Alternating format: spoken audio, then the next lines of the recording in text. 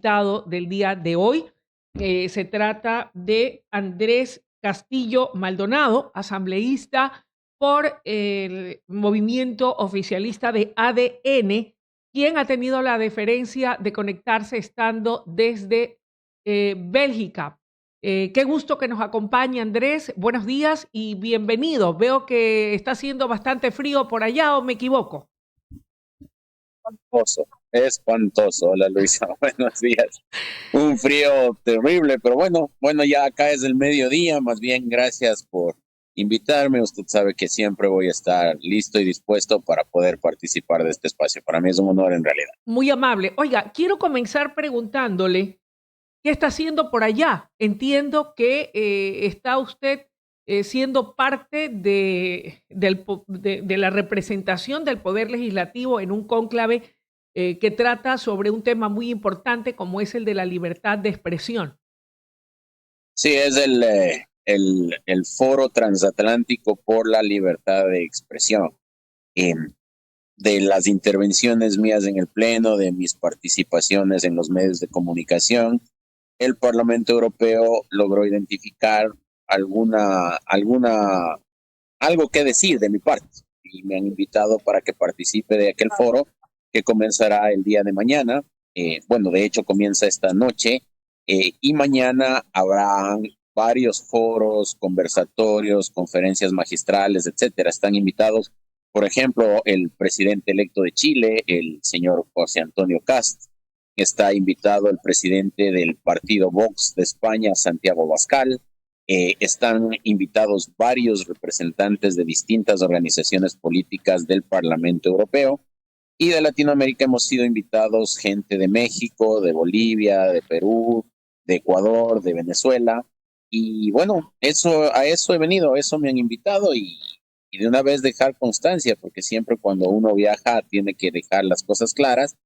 Este viaje ha sido totalmente financiado por la Unión Europea, totalmente financiado por el foro, a la asamblea no le ha costado $1 y los gastos extras pues les estoy corriendo yo. Así es que eso Luisa, más bien con alegría contarles que estamos representando al país como se merece. Mire cómo son esas cosas de la vida, estimado Andrés.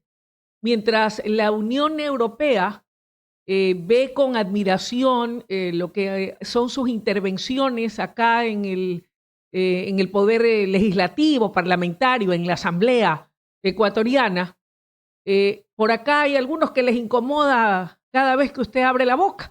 Y lo digo porque finalmente el CAL admite a trámite las quejas en contra de dos asambleístas, de Ronald González y de Andrés Castillo. Aquí lo nombran a usted también. Esto en virtud, pues obviamente, de las quejas de alguien que se ha sentido aludido. Me refiero por doña Liliana Durán de la RC, quien dice que ha sufrido discriminación por lo que fue su intervención. Dice que usted le ha dicho, le ruego a la presidenta del Club de la Lectura que se calle, que se le va a volar la dentadura, y eso ha dado lugar, estimado Andrés, a que el CAL admita a trámite esa queja que usted podrá dilucidarme mejor. Creo que serían 30 días de suspensión. ¿Cómo ha No, bueno, recibido usted esta resolución del CAL de y dar cuidado son trámite a esto? 90. ¿Podrían Cuidado ser son 90? 90, Luis. Claro, porque hasta hace poco tuve que enfrentar en cambio la del señor Coms Córdoba a propósito del debate de la ley de repetición. Mire Luisa, eh, hay un viejo adagio que dice que hay gente tan lenta que no le puedes contar un chiste en el velorio porque se ríe en el entierro. Lo de la señora Liliana Durán, que dicho sea de paso, ella lo asume que es en contra de ella, porque yo no sé si es que existe un club de la lectura y no sé cuándo se realizaron las elecciones para que ella resulte presidente, pero de todas maneras ese debate se llevó a cabo en el mes de octubre del año pasado, Luisa. Ha pasado la campaña electoral, las fiestas de Cuenca, finados, las fiestas de Quito, Navidad, Año Nuevo, inicio del proceso en contra del señor Mario Godoy, y ahí recién se ofende la señora Durán. Es decir, se le cuenta un chiste en el velorio y se ríe en el entierro, ¿no? Esto no es una queja por el debate. esta es una queja que busca dejarme fuera del proceso del señor Godoy. ¿Por qué? Porque como saben que sus argumentos son tan malos y nosotros desde el inicio hemos venido llevando adelante una serie de levantamientos de información que permitirá perfeccionar de mejor manera un potencial incumplimiento de funciones del señor Godoy. No les interesa quedar evidenciados, no les interesa quedar en ridículo, porque lo que han presentado es bien flojito, Luisa. Entonces, claro, ahora se activó el señor Coms Córdoba, a los 3 meses se activa la señora Liliana Durán. Me defenderé, espero no ser sancionado, pero de todas maneras el trasfondo de esto es dejarme afuera del tema Godoy.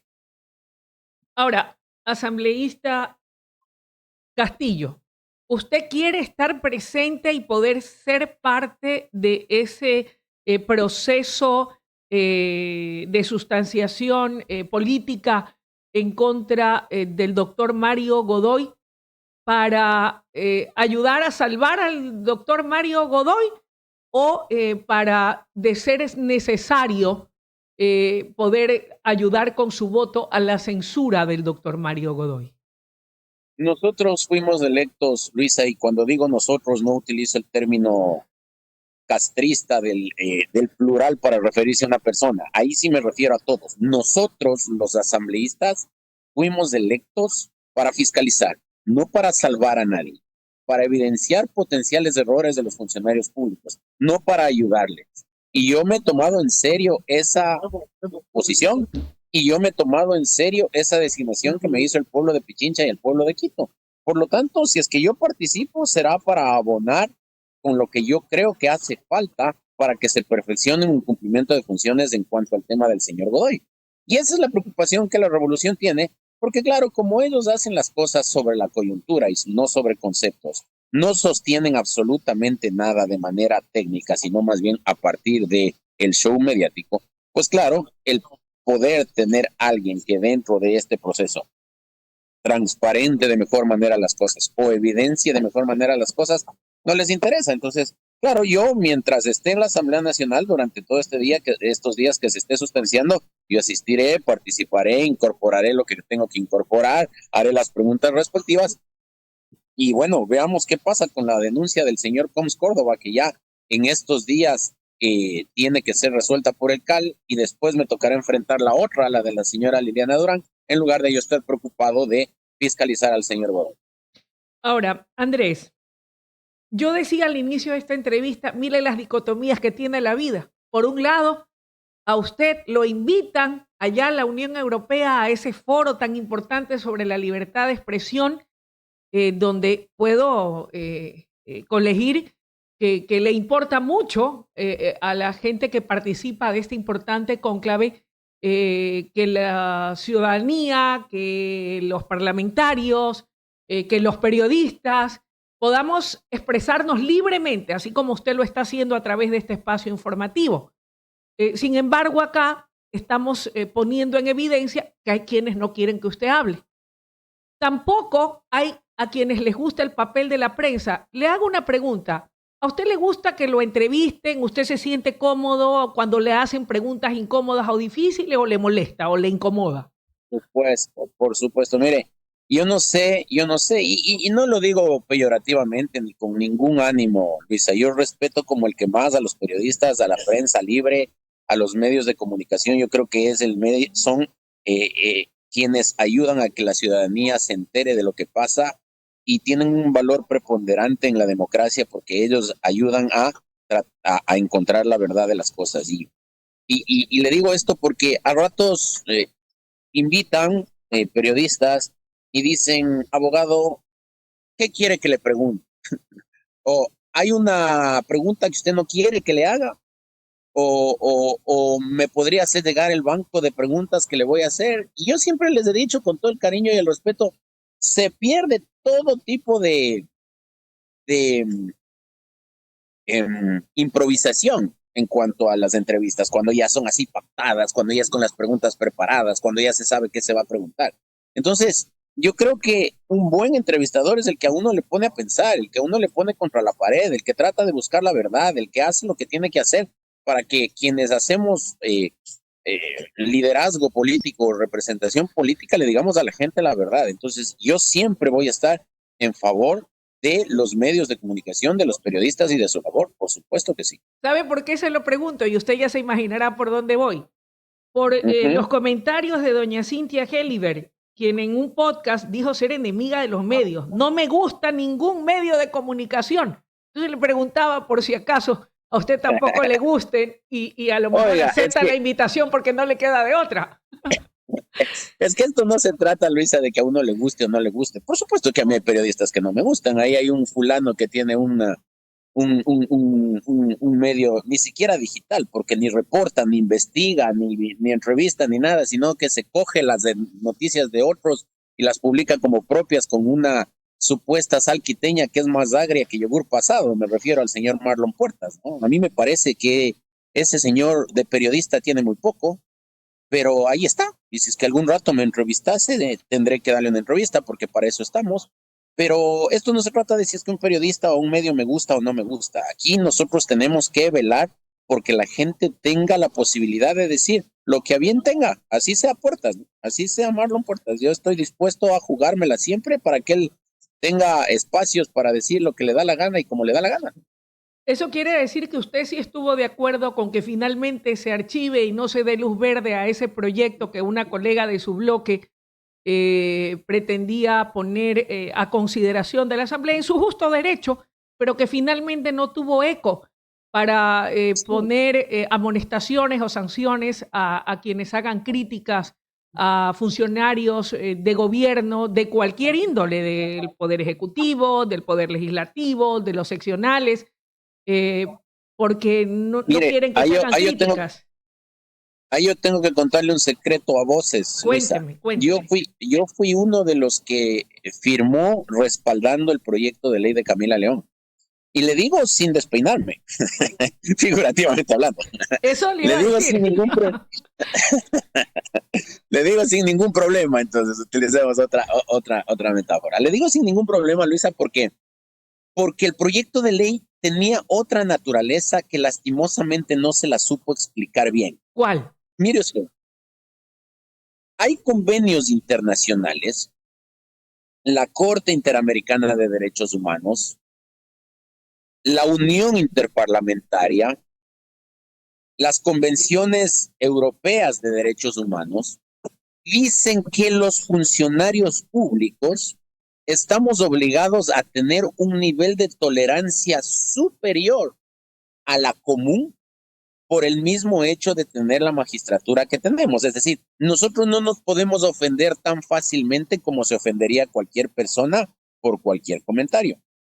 Lo que decía el proyecto de ley de Camila León es que las sanciones podrían darse si es que este nivel de tolerancia que debemos tener los funcionarios públicos es sobrepasado en cuanto a la eh, imputación de un delito. Es decir, los medios de comunicación, la ciudadanía, las personas pueden criticar a los funcionarios públicos. Por supuesto que sí, desde luego que sí. Así se tiene que hacer, cierto es. Pero ya cuando se habla de imputación de delitos, por ejemplo, el señor abogado Andrés Castillo es un narcotraficante. Sí, el Andrés Castillo tiene que aguantar todo lo que venga de la sociedad civil, de los periodistas, etcétera, en razón de estos niveles de tolerancia superior que uno debe tener por sus competencias. Pero cuando ya se habla de la imputación de un delito, ahí es donde llega el límite. Y eso es lo que pretendía poner Camila León en su proyecto de ley, pero lastimosamente no lo supo explicar bien, lastimosamente no se lo entendió bien. Y yo ahora estoy de acuerdo con que el CAL lo haya retirado porque si es que los proyectos de ley no son debidamente socializados con quienes son la parte importante de las normas que pretende regular ese proyecto de ley, pues simplemente no ha tenido la debida socialización y tiene que salir del ordenamiento jurídico. Gracias por responder mi interrogante. Oiga, vamos a pasar a otros temas. Resulta que la Ecuarunari tiene nuevo presidente, nada más ni nada menos que don Leonidas Issa, quien asegura estar desmarcado completamente del correísmo y que va a luchar por la defensa del agua, por la defensa de la tierra, por la libre determinación de los pueblos indígenas. ¿Cómo la vio? Ah, yo tengo un niño de 10 años que cuando era más chiquito quería ser astronauta, luego quería ser veterinario, ahora quiere ser militar. El señor Isa tiene la misma capacidad de discernimiento de su futuro que un niño de 10 años. Es decir, él quiere ser lo que sea, lo que haya, lo que le caiga.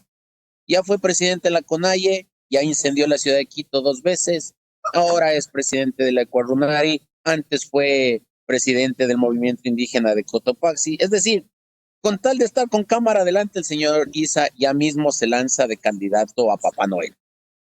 Y eso evidencia esas hambres atrasadas que tiene el señor de llamar la atención.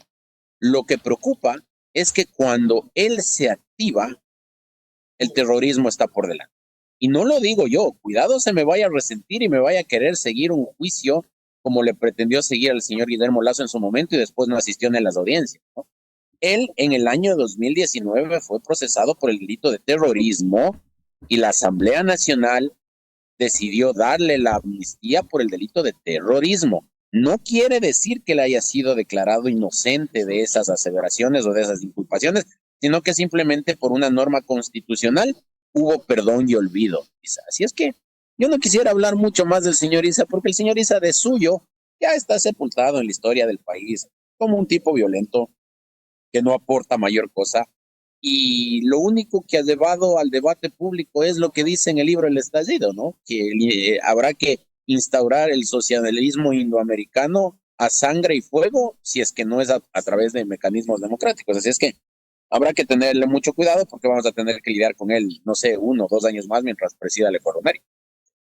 Andrés, ya que está hablando de sepulturas, ¿usted considera acaso que las declaraciones hechas por parte de Santiago Díaz Asque, ex asambleísta de la RC5, quien asegura haber trasladado dinero de Venezuela a territorio ecuatoriano por disposición del expresidente Rafael Correa, podría abonar al caso Caja Chica y en su eventual circunstancia, dependiendo de lo que determinen las investigaciones y las autoridades de justicia, en este caso la Fiscalía, podría este bullado caso terminar sepultando a la Revolución Ciudadana? Se lo pregunto porque estaba revisando una investigación periodística y dice lo siguiente: dineros irregulares en las campañas no son un delito penal.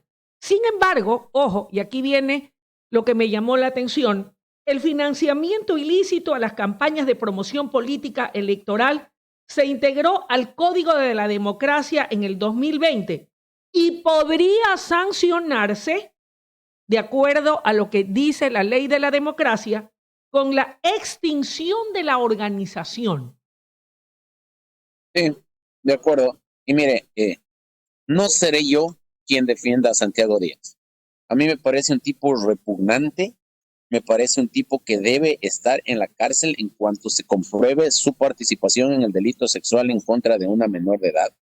No existe nexo causal entre su delito sexual con las inconductas de la revolución en cuanto al financiamiento de sus campañas. Por lo tanto, aquí no estamos hablando de cooperación eficaz, porque no estamos hablando del tratamiento de su delito, sino de otros. Él salía diciendo que el país necesita un baño de verdad. Espero comience dándole un baño de verdad con respecto a su caso y a la violación a la niña y a su magnífica iniciativa de decir que la edad de consentimiento para las relaciones sexuales se bajen y presentar ese proyecto de ley en la Asamblea. Ahí sí, con la firma de varios revolucionarios trasnochados. Yo no creo que Santiago Díaz sea un referente ni de la ética, ni de la moral, ni de la verdad. Allá la fiscalía cómo lleve adelante su tema. Pero en cuanto al tema del financiamiento de las campañas políticas, la revolución tendrá que explicar de dónde sacó tanta plata para tantas campañas. Yo me acuerdo, Luisa, estas reglas del Código de la Democracia no son nuevas. Acuérdese usted cómo, si no me equivoco, en el año 2020, en el año 2002 o en el año 2003, hubo muchos problemas en torno a el financiamiento de la campaña política del coronel Lucio Gutiérrez, cuando le decían que él había recibido unos afiches del Partido de los Trabajadores de México. y él explicaba que sus afiches le habían llegado para una campaña de afiliación de su partido y logró ganar ese proceso porque demostró que no se había financiado la campaña política con fondos extranjeros. Ahora, el señor Maduro y el señor Diosdado Cabello particularmente han dicho que hay presidentes en Latinoamérica que ahora ya no les contestan ni el teléfono después de haberles pagado sus campañas políticas. El señor Mono Jojoy decía que habían aportado a la campaña del señor Correa a través del comandante Juan. El señor Álvaro Uribe en esa cumbre de la República Dominicana en el año 2008, después de lo de Angostura, le explicaba al expresidente Correa las cartas que existían entre el secretariado de las FARC para la recepción de recursos para la campaña política. Es decir, la Revolución Ciudadana o le financiaba la guerrilla, o le financiaba Odebrecht, o le financiaba la Revolución Bolivariana de Venezuela. Y de eso tendrán que dar explicaciones, y si no dan explicaciones, pues tendrán que ser sancionados como establece la norma. No obstante, ya han salido por los fueros militantes de la Revolución Ciudadana y concretamente la señora Luisa González, expresidenta de la Revolución Ciudadana, ex candidata presidencial en 2 periodos, indicando que lo único que se busca a través de este caso Caja Chica es meterla presa. Y ha dicho claramente que la campaña se subvencionaba con los aportes de la militancia, que a veces no tenían ni para la gasolina, que fue una campaña muy pobre y que tenían que hacer grandes esfuerzos y sacrificios para poder llevar adelante cada una de las actividades proselitistas propias de una campaña. Un viejo amigo mío, importante político ecuatoriano, que ya no está con nosotros, Carlos Falqués Batallas, él decía, el político que miente tiene que cuidarse que cuando mienta sea creíble lo que está mintiendo. Caso contrario, se convierte en burla. Y pienso que es verdad. Decir que las campañas políticas de la Revolución Ciudadana fueron pobres no es creíble. Es decir, en la última campaña electoral había un afiche de la señora Luisa González en cada poste de todo el país. Yo he sido candidato también, Luisa, y un afiche en un poste cuesta $1 cada afiche. Es decir, ya colocado te cuesta $1 por cada afiche. ¿De dónde salió esa plata? Y ya solo ahí está excedido el límite del gasto electoral que establece la norma. Más las caravanas, más las banderas, más las camisetas, más los vuelos en primera clase del señor Arauz, de la señora González, evidencian que lo que más había en las campañas era plata. Y por último, que la tengan, Luisa. Yo no me caigo en esos complejos de inferioridad de decir se están gastando la plata y solo pueden llegar al poder los que tienen plata y los pobres no. Yo no caigo en esos complejos. Lo que a mí me preocupa es que no haya auditoría, que no se sepa de dónde viene esa plata. Porque como le decía hace un rato, si es que venía de las FARC, plata mala vida es. Si es que venía de Odebrecht, plata mala vida es. Si es que venía de la Revolución Bolivariana de Venezuela, es plata que se le quitaba el pan de la boca al pueblo venezolano que se estaba muriendo del hambre. Por eso es que habían muchos de estos fulanos, la señora Dairen Noriega, la señora de Sintonio, el señor Chávez, bueno, un montón de asambleístas que iban a Venezuela a hincarse donde Maduro y a legitimar los fraudes electorales muertos de la risa. Entonces, eso van a tener que justificar en su momento. Si lo justifican en buena hora, no hemos dicho nada y hasta se pide disculpas. Pero si no, no tiene por qué estar mentando la madre a quienes les dan a la señora González. Que se cuide un poco en eso. ¿Podría, cree usted, en caso de ser cierto, costarles la permanencia jurídica o vida jurídica de la organización política RC? Luisa, sobre eso no quisiera pronunciarme. Ya sabe usted, yo no tengo miedo a pronunciarme sobre las cosas ni me guardo nada, pero también soy un tipo que cree en la independencia de funciones y la función electoral es una función distinta a la función legislativa del Estado y tienen un tribunal contencioso electoral y ese tribunal contencioso electoral trabaja en ejercicio de la jurisdicción electoral, es decir, administran justicia. Por lo tanto, mal podría adelantarme yo en calidad de asambleísta diciendo qué va a pasar jurídicamente con ellos. Ellos, los del TCE, digo, resolverán sobre el mérito de los autos, sobre lo que esté en los procesos, etcétera. Por lo tanto, no quisiera adelantarme a un criterio que lo tiene que dar otra función del Estado. Finalizo, y esta es la del estribo, estimado Andrés. Otro titular de prensa recoge el hecho de que documentos desclasificados exponen que el sultán Ahmed bin Sulayem ofreció al señor, que ya está muerto, Jeffrey Epstein, acceso directo a quien era presidente del Ecuador en el 2013. ¿Usted leyó esa información? ¿Qué comentario Sí. le merece? ¿Cómo vio usted esto que hoy sale a la luz? Cuando hablamos de una organización política que no tuvo inconveniente en darle amnistía al señor Floresmilo Villalta, connotado violador, diciendo que se le estaba criminalizando por su protesta social. Cuando hay una organización política en donde la primera dama de la nación de la época fue a presionar a un juez para que no se sancione a un profesor acusado de violación en un importante colegio de la ciudad de Quito, cuando tiene una organización política en donde había un médico de cabecera prácticamente de Carondelet que comercializaba pornografía infantil, cuando hay una organización que presenta un proyecto de ley para bajar la edad para el consentimiento de las relaciones sexuales, cuando hay un proyecto político que tiene asambleístas acusados de delito sexual en contra de menores de edad que participaban de las mismas campañas en donde ellos estaban involucrados, pues lo que ha dicho este señor no sería raro. Pero claro, queda ahora mismo en el plano de la especulación y sujeto a comprobación. Todo lo anterior que le he dicho está comprobado. Todo lo demás que le he dicho está documentado. Lo que ha pasado con este cable o esta comunicación que han enviado diciendo que tienen respaldo del gobierno de la época para cualquier cosita, pues bueno, que lo comprueben. Pero claro, al haber tanta evidencia en torno a ese tema, me hace concluir a mí que la revolución y sus agnados y cognados no tienen límites ni siquiera a la hora de atentar contra la integridad sexual de las personas. Andrés, quiero agradecerle la gentileza que ha tenido para con nosotros, porque hay un cambio de horario de un poco más de 6 horas. Sin embargo, valoramos y apreciamos mucho su gesto de aceptar esta entrevista. ¿Cuándo vuelve? El miércoles, ya estoy el jueves en la mañana en Quito ya dando guerra. Eso. Bueno, un fuerte abrazo, estimado Andrés. Chao, Luisa. Una linda semana para usted. Gracias. Saludos a la audiencia. Lo propio. Chao. Andrés Castillo, asambleísta por ADN. Momento de una breve pausa y enseguida, cuando regresemos, tendremos un interesante diálogo.